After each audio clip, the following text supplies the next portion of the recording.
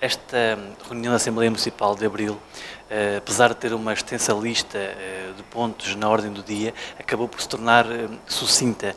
A boa explanação dos documentos por parte da Câmara, a isso proporcionou? Eu acho que uma boa explanação e um bom trabalho de casa por parte dos deputados municipais, que ajudou que esta reunião fosse mais rápida e que as dúvidas fossem tiradas e esclarecidas de uma forma mais sucinta, que foi o que aconteceu, que inicialmente eu pensava que nós teríamos que fazer segunda reunião para que pudéssemos levar ao fim os 14 pontos que tínhamos hoje na ordem do dia.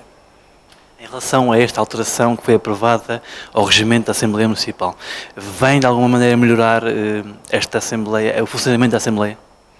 Melhorar o funcionamento da Assembleia, não sei. Com o regimento pôs em vigor é que nós iremos ver se ainda existe alguma lacuna. O regimento foi mudado de forma que a Lei 75 de 2013 ficasse abrangida, porque era obrigatório. Deu-se alguma reforma no corpo e na estrutura do regimento.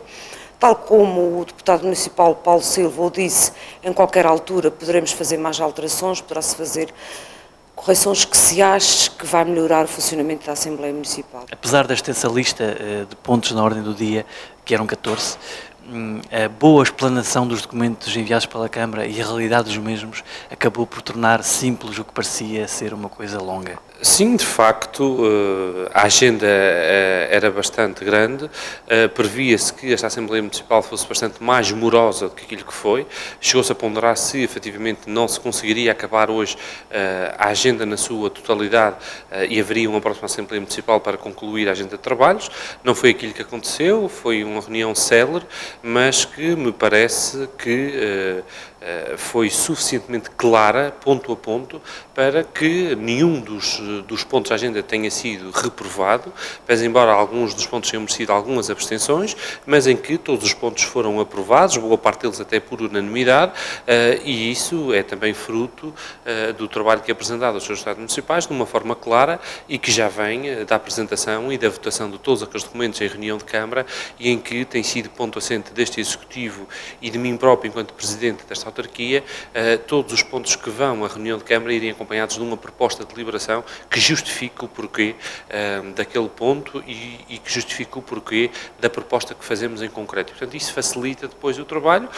Nós já estamos aqui há 6 meses e, portanto, também ainda estamos numa fase de aprendizagem e vamos estar sempre, por todos os dias se aprende, mas também, de facto, permite-nos ir percebendo como é que se consegue agilizar mais as diversas situações e isso só se consegue com total transparência, que é aquilo que este Executivo tem pautado. Como é que lhe pareceu tanta unanimidade na aprovação dos pontos? Olha, pareceu-me bem porque, de facto, nós, como sabe, vivemos uma situação muito difícil na autarquia. Todos os partidos, inclusive os partidos da oposição, quer o PSD, quer o próprio Partido Socialista, percebem as dificuldades com que se depara a autarquia, sabem que essa não é uma responsabilidade do atual Executivo e também sabem que o atual Executivo está a fazer um enorme esforço para conseguir tirar o nosso Concelho da situação em que ele vive e evitar a todo custo que, efetivamente, nós possamos entrar num saneamento financeiro ou num reequilíbrio financeiro. De maneira que é essa a postura deste Executivo e que, por aquilo que hoje foi visto nesta Assembleia, comunga os partidos da oposição, inclusive. Em relação à extensão que foi proposta da empresa Terra de Fajãs, nomeando já o liquidatário também, que será o mesmo da Velas Futuro, que dívida é que encaixará a Câmara com estas duas, portanto, liquidações? Os passivos das duas empresas, como tiveram a oportunidade de ver na prestação de contas que foi apresentada e que pela primeira vez a autarquia assume nas suas contas a totalidade do passivo das duas empresas, este ascende a 6 milhões de euros. O Sr. Presidente foi também questionado relativamente a uma reunião que manteve com o gerente, o proprietário da Castanheira e Soares, relativamente à escola profissional, em que trataram do assunto da dívida. O Sr. Presidente afirmou que foi proposto um valor, à volta de um valor a essa empresa para se chegar a acordo para iniciar negociações.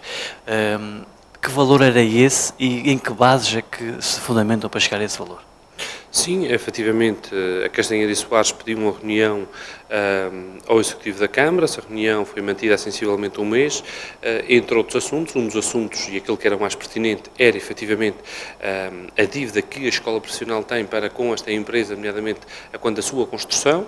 A dívida é esta que, segundo a informação que me foi transmitida pelo proprietário da empresa, ascende a 3 milhões de euros, ainda inclui sensivelmente 50% deste valor em juros, e em que nós não comungamos dessa opinião, nem dos valores em causa, e portanto aquilo que nós transmitimos ao empresário foi que estaríamos disponíveis e que acharíamos que um valor aceitável seria sensivelmente metade disso, ou seja, 1,5 milhão de euros, porque efetivamente há uma auditoria de construção à escola que comprova claramente que há aqui uma superfaturação na ordem de 800 mil euros e, portanto, de 1,5 milhão tirando 800 mil euros, estamos a falar em 700 e alguns mil euros de faturação efetiva, e aquele que é o nosso entendimento é que esses 700 mil euros à taxa de juro que a massa insolvente, a Castanheira, quer cobrar e que é legal, estaria um valor na ordem de 1,5 milhão. E, portanto, nós aquilo que dissemos ao senhor foi que estaríamos disponíveis para chegar a um acordo, acabar com o processo em tribunal, e, efetivamente, se ele concordasse com este valor, ou a massa insolvente da empresa concordasse com este valor,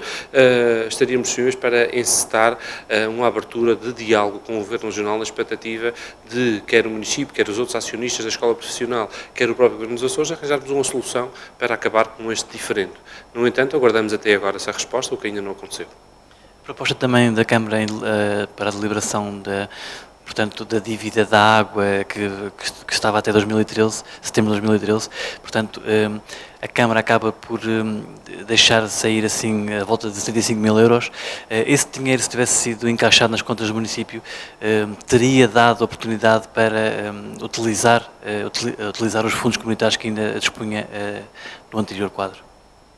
É óbvio que seria uma ajuda, mas como sabe, a lei é muito clara em relação a esta matéria e nós não podemos cobrar água que já tenha prescrito há mais de 6 meses e, portanto, é este o caso em apreço. Nós, à nossa entrada no município, tínhamos uma dívida de água, ou seja, os municípios deviam e as empresas, à autarquia, uma dívida na ordem dos 275 mil euros.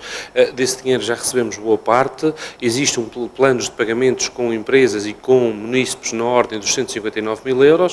E, efetivamente, perdemos 74 mil euros, que é o valor que já não é possível cobrar em termos legais, nem tão pouco judiciais. De maneira que é esta a situação, é uma lacuna para o Conselho e para a autarquia em concreto, não daria, efetivamente, para nós podermos, efetivamente, ter gasto o plafond que estava disponível nos fundos comunitários, nomeadamente no Proconvergência, visto que a lei dos compromissos nos obriga a ter fundos próprios na sua totalidade para fazer os investimentos e só posteriormente receber dos fundos comunitários, de maneira que 75 mil euros não resolveria o problema, que são sensivelmente 2 milhões de euros perdidos neste quadro comunitário que acabou a 31 de dezembro.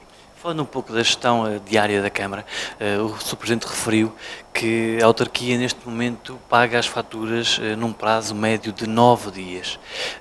Esta gestão tão excelente, por assim dizer, deve-se a quê?